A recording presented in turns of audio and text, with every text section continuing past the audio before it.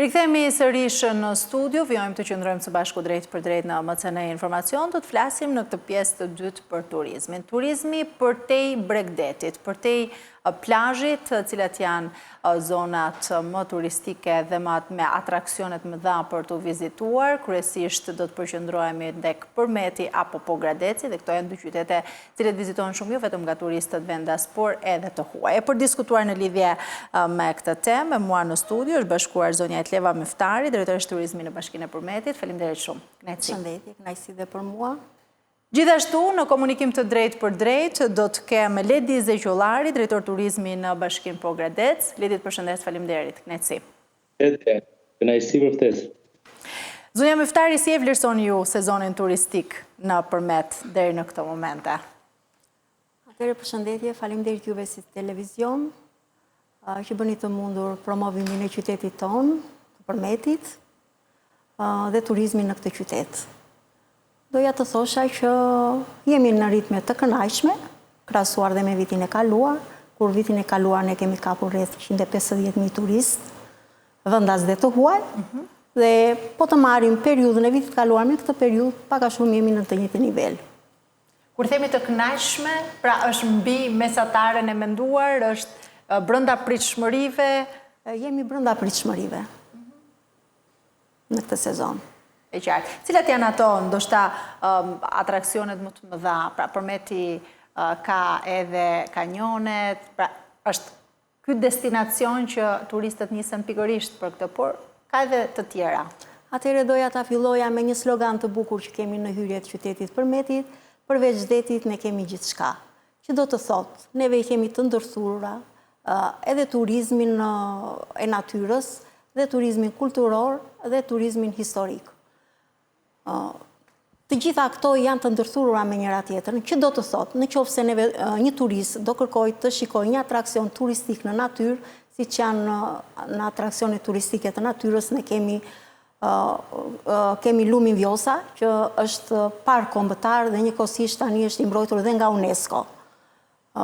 Dhe tjetër kemi dhe banja termale të Bënjës, që dhe ato janë një atraksion shumë i madh turistik, sidomos në këtë periudhë, pasi ato përveç se bukurinë e tyre natyrale që kanë, janë shumë të mira dhe shumë të vizituara nga turistët, për arsye se në to gjen ujëra që kanë karakter kurativ, si për stomakun, për lëkurën e të tjera. Cilat janë ato vendet kryesore që turistët shkojnë më shumë? Pra janë këto banjat e Bënjës apo kemi dhe të tjera atraksione turistike. Pra këto, le të themi, ato aventurat. Po pra, aventurat i gjejmë kryesisht në Bredhin e Hotovës, i gjejmë në Lengaric, ku në Lengaric shikojnë kanjonet e Langaricës, njëkohësisht aty kemi dhe ujvar, kemi edhe shpellat në Langaric, që janë atraksione shumë të bukura dhe shumë të kërkuara nga turistët çekë dhe nga turistët tjerë të vendeve të Evropës lindore dhe perëndimore. E qartë. Ledi, në Pogradec, si është situata e turizmit deri në këto momente, le të themi? Jemi ndoshta as herët, por as vonë. Si fillim më lejoni t'ju falenderoj për hapësirën që jepni promovimit të qytetit Pogradecit. Jemi pothuajse në mes të sezonit turistik, pasi ne kemi çelur sezonin turistik në datën 6 qershor, dhe tendenca dhe trendi është mjaft i mirë për sa i përket edhe statistikave në lidhje me numrin e turistëve krahasuar me vitin e kaluar. Këtu dua të përmend, sepse ne si vjet kemi ngritur dhe zyrën e informacionit turistik dhe në bazë të dhënave, pasi aty sigurojmë edhe të dhëna për sa i përket numrit të turistëve dhe vizitorëve, dua t'ju bëjmë dije që disa nga atraksionet më të vizituara të Bashkisë Pogradec janë Bazilika Paleokristiane e Linit, pra Lini tashmë edhe si pjesë e zonës së UNESCO-s për vitin 2019, por edhe si pasi është shpallur dhe asambël arkitektonik urban, ka një numër turistësh nga viti në vit gjithmonë edhe në rritje, dhe nëse do më lejoni të përmend shifra, krahasuar edhe me vitin kaluar, është, siç e thash, trendi është në rritje, janë rreth 3.500 turistë, të cilët kanë vizituar pikërisht Bazilikën e Linit dhe piku më i madh është pikërisht në Korrik edhe në Gusht, dhe presim të ketë edhe mjaft turistë të tjerë të cilët do vizitojnë këtë atraksion. Po ashtu, tendenca mjaft e mirë është edhe në disa atraksione të tjera siç është Driloni, dy zona malore të cilat Pogradeci i ka mjaft me potencial turistik, siç është zona e Mokras, por edhe zona e Gorës, ku zhvillohet edhe turizmi malor, por edhe siç e tha edhe kolegja nëpërmet që kemi të bëjmë edhe me turizmin e aventurës, i cili frekuentohet më tepër nga turistët çekë dhe polak. Pra ka një interes mjaft të shtuar të turizmit të aventurës. Kjo fale edhe shtigjeve të cilët ne kemi markuar në disa zona, duke i dhënë një hovë dhe zhvillimit të turizmit malor. Shtigje kryesisht për hiking. Pra, le të themi që turizmi i aventurës është më i pëlqyer nga turistët e huaj, turistët vendas çfarë preferojnë më shumë? Sidomos nga turistët çekë dhe polak, por ka një tendencë të rritur edhe të turistëve amerikanë, këtë kemi nxjerrë nga zyra e informacionit turistik, të cilët janë të lidhur shumë me turizmin e natyrës. Gjithashtu edhe turistë francezë, të cilët janë të lidhur kryesisht me turizmin historik, të sajteve arkeologjike dhe historike të qytetit, sidomos të varreve monumentale të Selçit së Poshtme. E qartë. Ndërkohë, zonja Miftari, përmendëm banjat e Bënjes, të cilat në fakt ditëve të fundit u bën edhe një temë diskutimi për shkak të asaj që ndodhi, pra u raportua që ato janë shterruar, nuk kanë më ujë. Çfarë po ndodh vërtet? Ka ndikuar kjo negativisht në turizëm, për t'i vizituar në këto momente? Por në fakt edhe periudha nuk është favorizuese për shkak edhe të thatësirave. Di që në banjat e Bënjës po zhvillohet rehabilitimi i tyre, fal projektit të Fondit Shqiptar të Zhvillimit. Ka pasur probleme. Pra është ende në fazë rehabilitimi? Po, është në fazë rehabilitimi. Ka pasur probleme, rreth një ditë, 2 ditë, po situata është normalizuar. Dhe tani është situata, pothuajse, normale. Kur themi situata është normale, pra vaskat janë të mbushura me ujë? Po, vaskat janë të mbushura dhe atje shkojnë për ditë njerëz që i vizitojnë këto banja termale. E qartë. Ndërkohë, nga ana tjetër është edhe gastronomia tradicionale, cila ndikon tek turistët për çdo vend që vizitojnë. Sa ndikon ajo e përmetit?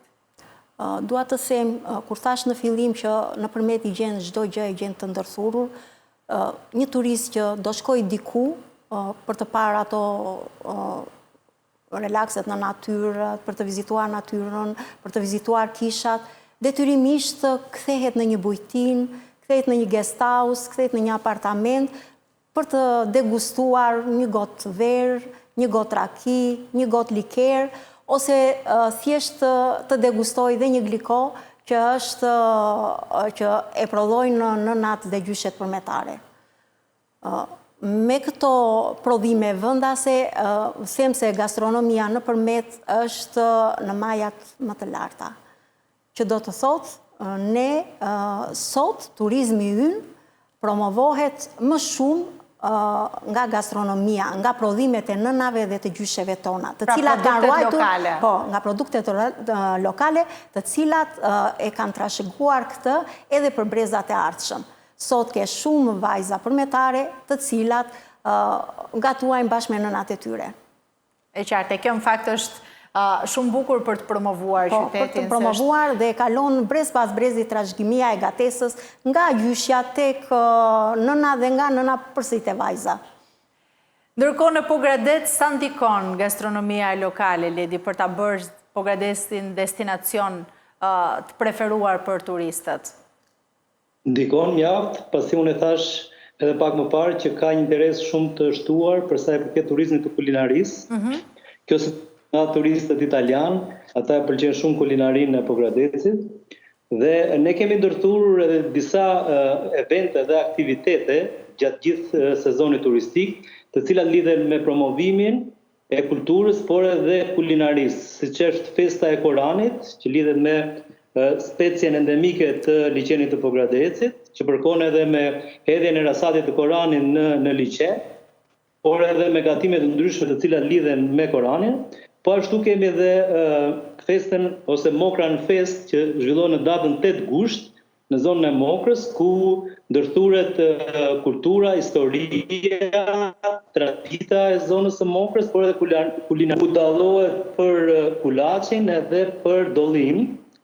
Gjithashtu kemi dhe festën, kjo është pas sezonit turistik, festën e verave dhe gështenjës, ku të gjithë prodhuesit e verës, pogradecare, por jo vetëm, blidhen dhe festojnë së bashku. Pra kemi ndërthurje midis aktiviteteve kulturore, kulinarisë, për të tërhequr sa më shumë turistë dhe për t'i dhënë një promovim mjaft të mirë turizmit në aspektin e gastronomisë. Po ashtu edhe numri i agrobizneseve apo dhe bujtinave është rritur nga viti në vit dhe duke promovuar shumë kulinarinë tradicionale të Pogradecit dhe duhet thënë që turistët kanë interes mjaft të madh për gatime tradicionale shqiptare, sidomos.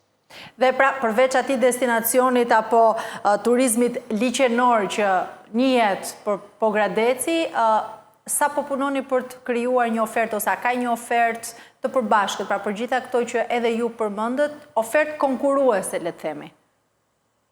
Ne në fakt po jemi përgatitur për një ofertë turistike e cila diversifikohet, pra duke ndikuar edhe në rritjen e netqëndrimeve, pasi, siç e thash, janë markuar disa shtigje në zonat malore të Mokrës edhe të Gorës, por edhe të zonës së malit të Thatë, ku zhvillohen sportet e hiking, kampingje apo edhe sportet të tjera të aventurës. Kjo do të sjellë një diversifikim të ofertës turistike dhe rritjen e netqëndrimeve. Ne pikërisht këtë synojmë, që të kemi një turizëm, po të kemi edhe një turizëm të qëndrueshëm, siç është edhe trendi botëror i qëndrueshmërisë së turizmit. Pra, nuk mjafton të kesh vetëm turizëm, por të arrish të krijosh një balancë midis zhvillimit ekonomik, turizmit dhe zhvillimit social të njerëzve. Pra edhe gjithë përfshirës, Ledi, përveç liqenit, balit, festës, pra atraksioneve natyrore, le të themi, çfarë mund të gjejë një turist në Pogradec për ta kaluar, po themi, gjithë atë ditën, po themi nga mëngjesi deri në darkë?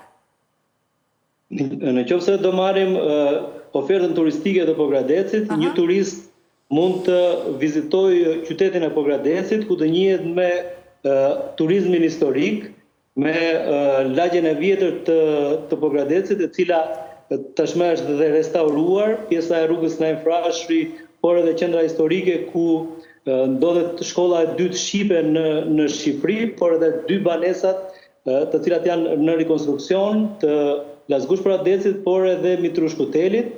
Gjithashtu mundet të vizitohet parku i Drilonit, pra një turizëm i cili lidhet me rekreacionin, lini i cili është mjaft i preferuar nga turistët e huaj, ku gjen aty të ndërthurur traditën, historinë, e cila lidhet me mozaikët e linit, por edhe turizmin e natyrës.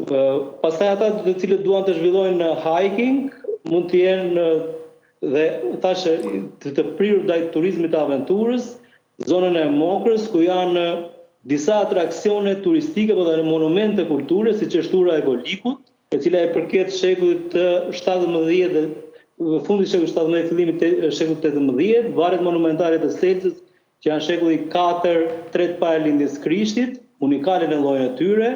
Gjithashtu kanjoni në Lëngës, i cili është monument natyre dhe ka një degëzim të rrugës Egnatia, dhe ata që duan turizmin malor, por e turizmin natyrës, liqenet akullajore të Lukovës në zonën e Mokrës me një bukurime afteradh.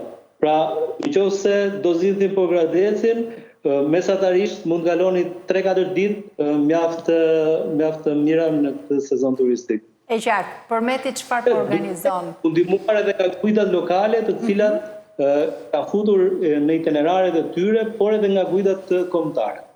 E qartë.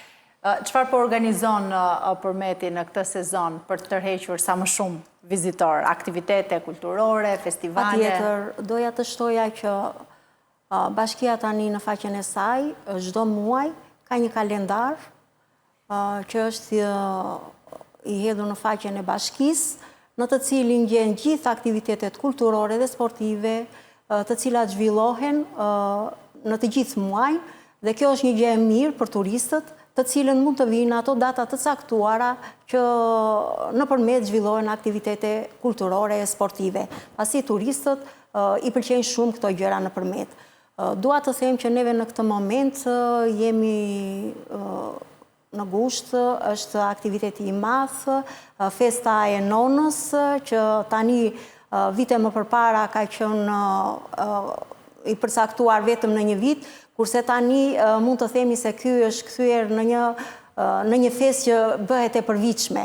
Në këtë aktivitet, përveç turistëve të huaj, kemi edhe turistë të vendas, njëkohësisht kemi edhe bashkëdhetarët tanë që në atë moment kthehen nga diaspora dhe na bashkëlidhen në aktivitetin që neve organizojmë. Në fakt, siç e tha dhe Ledi, e rëndësishme është një turizëm i qëndrueshëm. Pra, jo vetëm ky turizmi sezonal, le të themi, por që të ketë turizm gjatë gjithë vitit, dhe kjo është edhe ajo më e rëndësishme. Si po e zhvilloni ju këtë turizëm, për që në sa më i qëndrueshëm, por nga ana tjetër edhe masat që po merrni për të mbrojtur mjedisin? Që të jetë një turizëm i qëndrueshëm, detyrimisht duhet që të bashkëpunojmë me të gjitha hallkat. Që do të thotë, përveç pushtetit vendor, duhet jenë edhe operatorë turistik, të cilët janë kryesorët në turizëm. Njëkohësisht duhet jenë edhe institucionet e tjera, si shëndetësia, e gjitha, pra duhet jetë një turizëm gjithë përfshirës që të jetë më i qëndrueshëm turizmi. Në këto momente neve kemi si pikësynim kryesor që të merremi me, dua të them që të merremi të mbrojmë atraksione turistike në radhë të parë. Në radhë të dytë, e rëndësishme është që të menaxhojmë situatën e mbetjeve, të pastrimit të këtyre atraksioneve në mënyrë që edhe turistët kur të shkojnë të gjejnë gjithçka të jetë e rregullt dhe e pastër. Njëkohësisht po punojmë edhe me aktorët turistik, me hotelet e rrite dhe me të gjitha,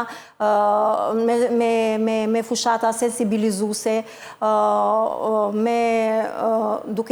duke i thëritur dhe në ambientet e bashkisë, që të sensibilizohen për pastrimin në qytet dhe menaxhimin e mbetjeve. Nëpërmjet është ngritur dhe një qendër tani, qendra e menaxhimit të mbetjeve, ku mblidhen të gjitha kartonat dhe plastikat, dhe kjo është bërë nga bashkia përmet një sensibilizim shumë i madh për të gjithë operatorët turistik, për të gjitha bizneset, për të gjithë familjarët, në mënyrë që qyteti ynë të jetë sa më i pastër dhe të krijohet një turizëm sa më i mirë dhe i qëndrueshëm. Çfarë ka ndikuar më shumë në promovimin e qytetit? Pra, sot jemi në kohën e rrjeteve sociale, ku çdo turist i huaj publikon një foto, le të themi, pra sa ka ndikuar të gjitha këto në promovimin e këtyre bukurive, atraksioneve të qytetit përmetit? Pra, ne kemi përdorur të gjitha mënyra për ta promovuar qytetin tonë, edhe rrjetet sociale, njëkohësisht Bashkia e Përmetit ka marrë pjesë edhe në panairet kombëtare dhe ndërkombëtare, edhe bizneset vendase kanë marrë pjesë për të promovuar pjesën e Përmetit, pjesën e kulinarisë dhe shumë gjëra të tjera. Njëkohësisht edhe aktivitetet e ndryshme kulturore kanë bërë të mundur që Përmeti të promovohet dhe më shumë, edhe gjithmonë edhe më tepër. Edhe aktivitetet sportive, ku pjesa e të rinjve të qytetit tani kanë pjesën e tyre të kënde lojrash, kanë një pallat sporti të rikonstruktuar dhe të gjitha. Me fjalë, gjitha këto kanë ndikuar në turizmin e Përmetit. E qartë. Ndërkohë, Ledi, nga ana tjetër, ajo që është diskutuar shumë, diskutohet, janë çmimet, më saktë. Si është situata sot në Pogradec me çmimet? Ka patur rritje, ka patur ankesa qoftë tek çmimet, restorantet, njësit akomoduese, të gjitha? Do shtoja që një sukses e Pogradecit për sa i përket numrit të rritjes së numrit të turistëve nga viti në vit është dhe mos rritja e çmimeve. Pogradeci ka mbajtur një çmim standard për sa i përket shërbimit, duke patur parasysh që kjo duke duke u lidhur edhe me kërkesën edhe ofertën, sepse edhe rritja e çmimeve ka të bëjë me pikërisht me ofertën turistike që i ofron turistit. Dhe nuk mund të themi që Pogradeci nuk mund të rritë çmimet, duke ditur që çmimet kanë edhe një trend për të rritur në gjithë vendin. Por një pjesë e mirë operatorëve turistik i kanë mbajtur këto çmime standarde dhe kjo ka bërë edhe që Pogradeci të ketë një sukses për sa i përket rritjes së numrit të turistëve. Ndryshe nga vendet e tjera, unë këtë e them që në Pogradec ende kemi çmime të konsiderueshme. Nuk po e them të lira, por të Kur themi çmime standarde, për të folur konkretisht, sa i duhet një familje shqiptare për të kaluar 7 ditë ose një javë pra në Pogradec? Mesatarisht, po themi. Unë do mesatare të një familje shqiptare që mund të shpenzojë në Pogradec është diku tek 7.000 lekë të reja, duke futur edhe akomodimin. Pra, për një familje me sa antar, po themi? Për një familje, mesatarisht, 4 persona? 2-3 antar. 3 antar. 70.000 lekë? Dita për të gjithë? Po, për të gjithë. Nëpërmet sa i duhet një familje mesatarisht, zonja Miftari? Jam dakord me kolegun në këtë pikë që çmimet janë të konsiderueshme dhe pse ka raste që edhe tregtarët abuzojnë pa përmendur emra, por janë të konsiderueshme. Po aty vërviten dhe çmimet edhe nëpërmet. Sa ka lëvizur, po themi, gjatë viteve, ose po të marrim ndoshta 3 apo 4 vitet e fundit, sa kanë lëvizur çmimet nëpërmet? Pak. Mund të themi pak. Pra, nuk janë ato çmime që turisti vjen një herë dhe nuk rikthehet më për shkak të rritjes së çmimeve. Nuk e mendoj këtë. Nuk e mendoj këtë, që turisti nuk vjen më për shkak të rritjes së çmimeve. E qartë. Mirë, ne do ta vjojmë bisedën vetëm pas pak, kemi një hapësirë shumë të shkurtër publicitare, rikthehemi sërish. Rikthehemi sërish në studio, vjojmë të qëndrojmë së bashku drejt për drejt në MCN Informacion, do të vjojmë të flasim për turizmin, jo turizmin bregdetarat të që në fakt ndoshta është edhe momenti për të folur, por do të flasim për një tjetër lloj turizmi, po flasim konkretisht për Pogradecin dhe për Metin. Ledi nuk e di nëse doje të shtojë diçka para publicitetit, se nuk u dëgjua.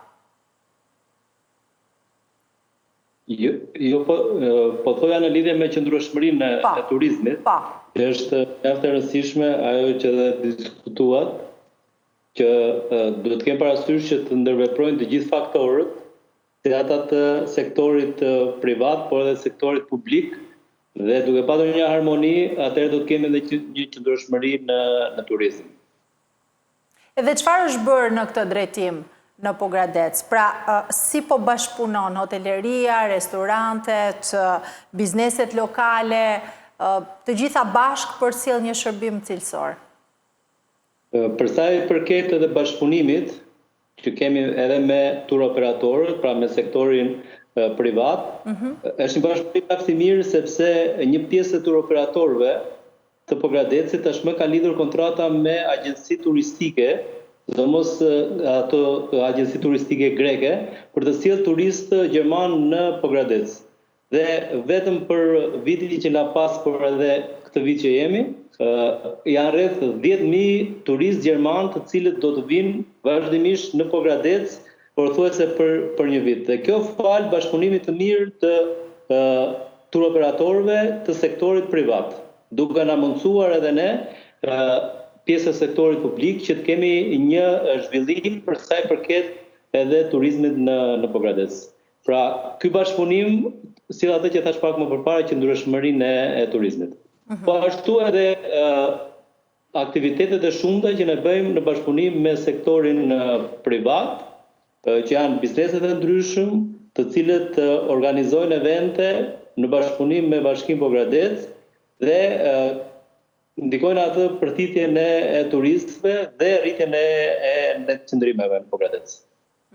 Ndërkohë, zonja Miftari, e njëjta gjë është edhe në Përmet, ndjes. Pra, duhet të ketë një bashkëpunim me të gjitha e thatë edhe ju pak më parë. Çfarë po bëhet në këtë drejtim? Pra, keni bashkëpunuar me privatin, me njësit akomoduese, restorantet, pra të gjitha bizneset lokale, guida turistike, agjencit turistike?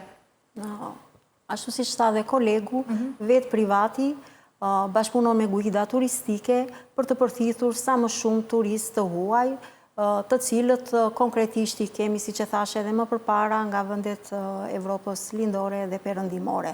Po pse pikërisht? Se janë pikërisht këta turistë që preferojnë më shumë përmetin? Pjesa me madhe janë këta turistë Evropës perëndimore dhe lindore, gjithsesi ka turistë nga Greqia, sot mund të gjesh në përmet edhe rus, mund të gjesh edhe nga vëndet arabe.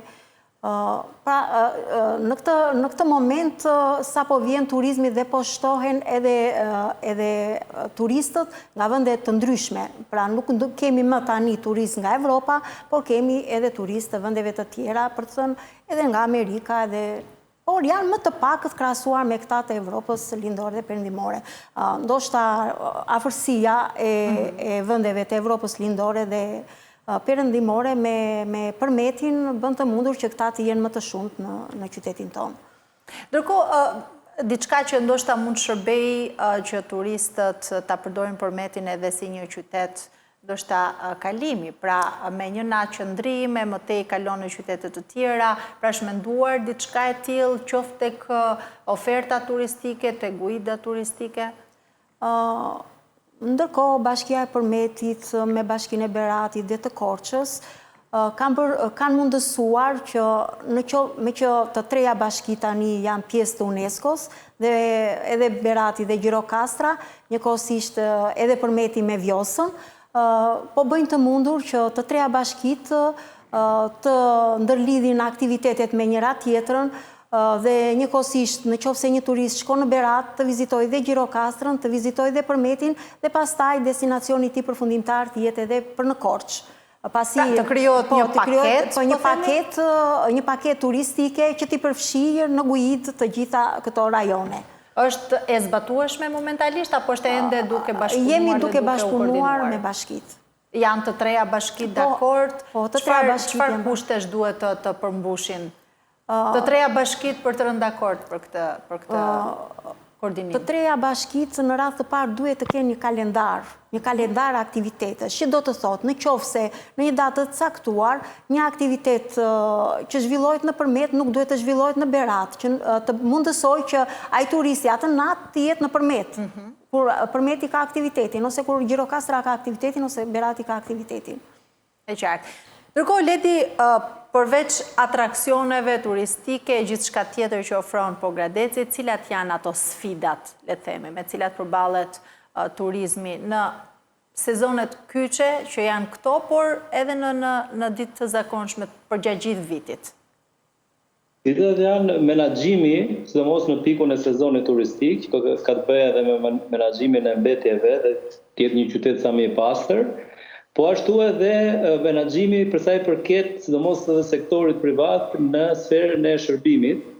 Dhe duhet të them këtu që mungesa e personelit, e stafeve në njësitë e shërbimit është një problem jo vetëm në Pogradec, por është gjithandej dhe në këto vite nga indikatorët që ne kemi marrë, këto janë mbuluar edhe kryesisht edhe nga punësimi në bizneset të familjarëve. Dhe deri më tani ne s'kemi patur probleme, edhe pse kjo gjë ndihet, sepse ndikon edhe në shërbim mungesa e personelit, por thash është kaluar duke u punësuar edhe familjar në bizneset e tyre në fushën e shërbimit. Pse ndodh kjo mungesë? Është për shkak të largimit? Se ndodh kjo mungesë e fuqisë punëtore? Është për shkak të emigrimit apo për shkak të ndoshta të largimit sezonal, se përgjithsisht shohim që drejtohen drejt jugut për të pasur një punë më të mirë sezonale. Më duket se Ledi ka një problem dhe është larguar, është e njëjta problematikë edhe në Përmet? Pra, shihet një mungesë e fuqisë punëtore? Doja ta plotësoja kolegun. Jo se nuk ka fuqi punëtore, por mungon ajo fuqi punëtore e kualifikuar, që do të thotë në qoftë se do vi një turist i huaj, stafi i hotelit, i lokalit dhe gjithë duhet jenë të kualifikuar me gjuhën dhe me gjithë ato kriterje që plotëson një staf i kualifikuar ose një biznesi kualifikuar që të presi një guid turistike. Pra vjetre kjo munges momentalisht, ka vështirësi, po themi. Po, ka vështirësit e saj, dhe kjo pjesë ka vështirësit e saj. Jo e përgjithshme, po, tek tu e kemi dhe ne këtë vështirësi.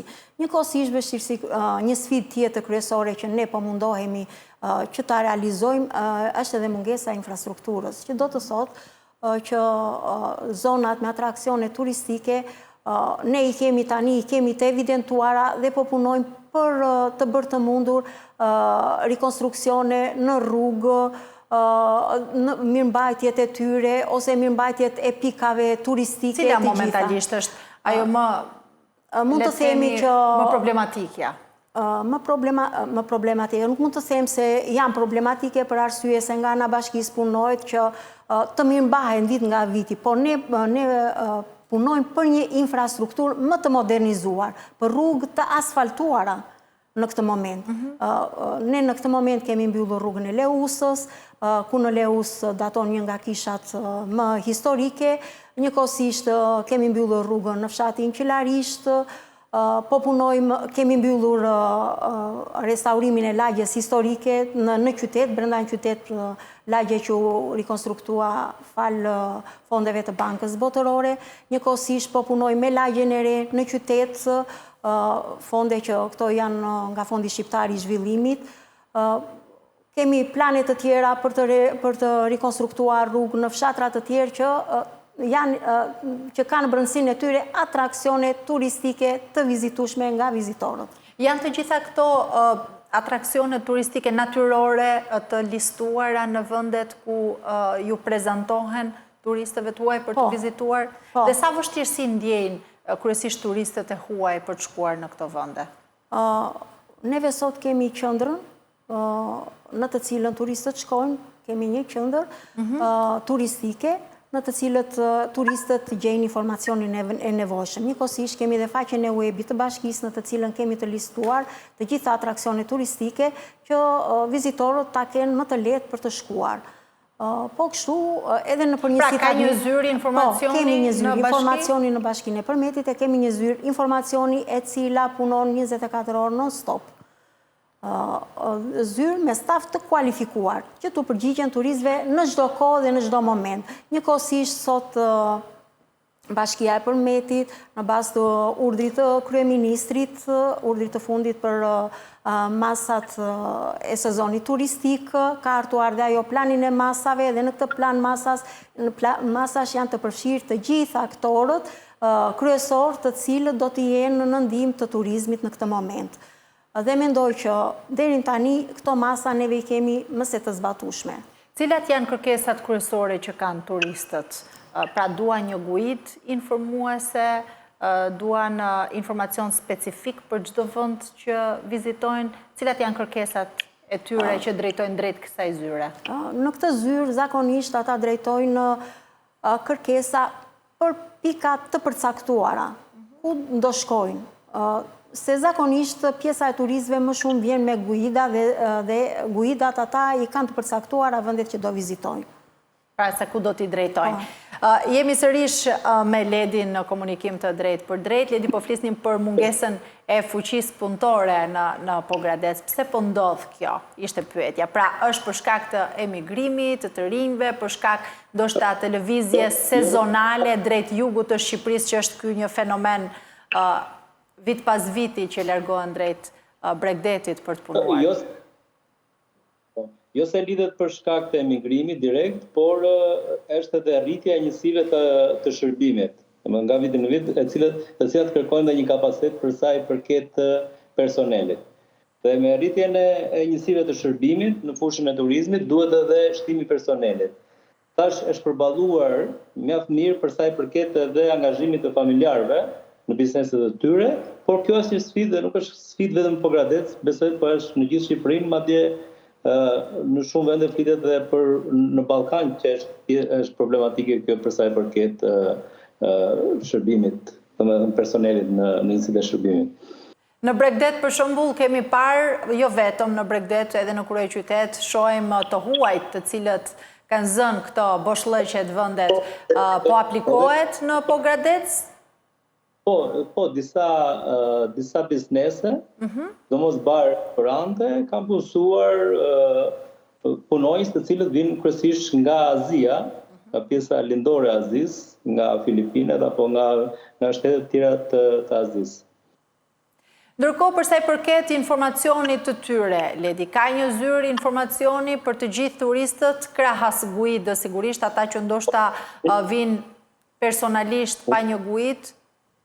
Unë e përmenda edhe në fillim të emisionin, ne kemi ngritur qendrën e informacionit turistik, fal edhe një projekti që kemi zhvilluar me Kozmë Albania dhe AIX Tirana, liqenet e Shqipërisë, që ne ka mësuar pikërisht ngritjen e zyrës së informacionit.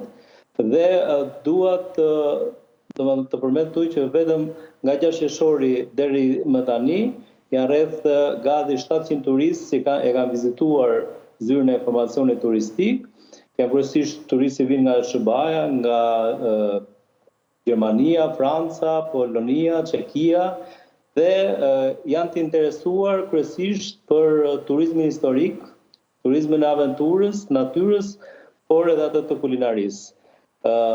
Gjithashtu, ne kemi përgatitur të gjitha materialet promovuese, siç janë guidat apo bashkëpunim me guidat lokale dhe kombëtare, por duhet kemi parasysh këtu që një ndihmës të madhe për sa i përket edhe ardhjes së turistëve në Pogradec na jep edhe aplikacioni TEA i Agjencisë Kombëtare të Turizmit, ku ne updatojmë të gjitha eventet që ne kemi gjatë gjithë sezonit turistik, por edhe gjatë gjithë vitit, dhe nëpërmjet aplikacionit TEA zgjedhin Pogradecin, por edhe gjithë Shqipërinë, turistët të cilët vizitojnë Shqipërinë. Pra kjo është lidhja kryesore dhe pastaj bëhet shpërndarja në të gjithë rajonet. Nga informacione që turistët, flasim kryesisht për turistët e huaj këtu që paraqiten pranë zyrës së informacionit edhe duan të marrin informacion, cilat janë ato vështirësitë më të mëdha që ata hasin në Pogradec? Për çfarë interesohen më shumë? Interesi më i madh është, e thash, për sajtet historike, për turizmin historik dhe kulturor, për eventet që ne zhvillojmë, sepse ne në kalendar kemi të përcaktuar edhe disa evente me karakter ndërkombëtar, siç është Maratona Agellana, të cilën do zhvillojmë në datën 25 korrik, dhe do marrin pjesë rreth 700 garues nga 30 shtete të botës. Po ashtu edhe triatlonin që ne zhvilluam në datën 21 qershor, rreth 100 sportistë dhe këta nga vende të ndryshme të Europës. Dhe këtu dua të shtoj që turistët janë më tepër të interesuar për eventet që ne zhvillojmë, sidomos ato me karakter sportiv, por edhe kulturor, të interesuar për restorantet, por kryesisht për restorantet tradicionale. Gjithashtu edhe për turizmin e natyrës, edhe atë që ne quajmë përvojës turistike, pra shumë turistë, sidomos turistët çek, edhe turistët të cilët vinë nga pjesa qendrore e Europës janë të interesuar për përvojën turistike, se si jeton popullsia e zonës, që më po marr popullsinë që jeton në zonën e Mokrës apo të Gorës, duan një turizëm më natyror, më të qëndrueshëm, ose të kenë një lidhje me atë që ne quajmë ekoturizmin. Cilat janë paknetësi që ato shprehin tek këto zyra informacioni? Pra, le të themi për ta çuar pak bisedën tek infrastruktura, rrugët, sinjalistika, se të huajt duan të kenë një sinjalistik, ju e përmendët në fillim që është bërë markimi, hiking është ndër kryesoret. Po, ne kemi përmirësuar sinjalistikën, po ka vend për përmirësim normale, sepse kur flasim për turizmin ka vend për përmirësim gjithmonë. Nuk mund të themi që në turizëm i ke vendosur pika mbi i dhe tani nuk kemi çfarë bëjmë, i kemi rregulluar të gjitha, sa më shumë turistë kenë, aq më shumë problematika dalin.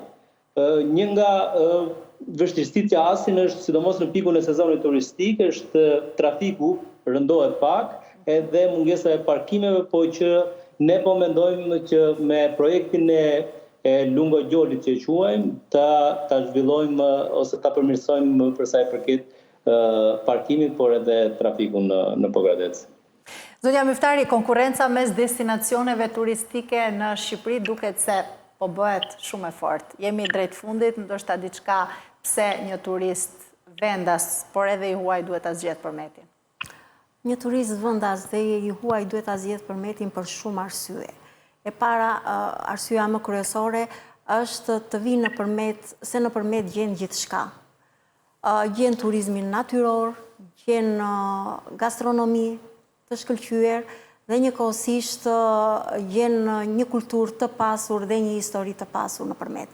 Që të gjitha këto janë të ndërthurura me njëra tjetrën dhe në qoftë se ti janë aq të ndërthurura sa bëjnë një guid më vete.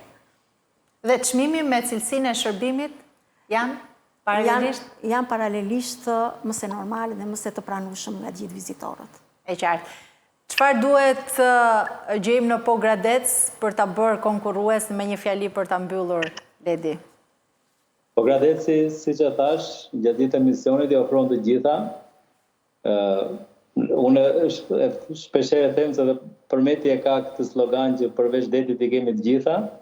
Ne det s'kemi, kemi liçenin dhe kemi të gjitha. Po. Dhe ne kemi lumin. Në një farë forme mund ta themi që kemi dhe plazhin. Dhe në Pogradec ndërthuren të gjitha llojet e turizmit, turizmi historik, turizmi kulturor, turizmi eventeve, ekoturizmi, turizmi kulinaris, kështu që një turist ka një ofertë turistike të diversifikuar, të shumëllojshme në Pogradec dhe do të mbetet mjaft i kënaqur dhe konkurruese. E qartë. Ledi, faleminderit që ishe në këtë komunikim të drejtë për drejtë, sezon të mbarë.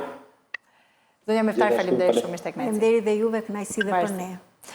Shkojmë në publicitet, bashkë rikthehemi pas pak.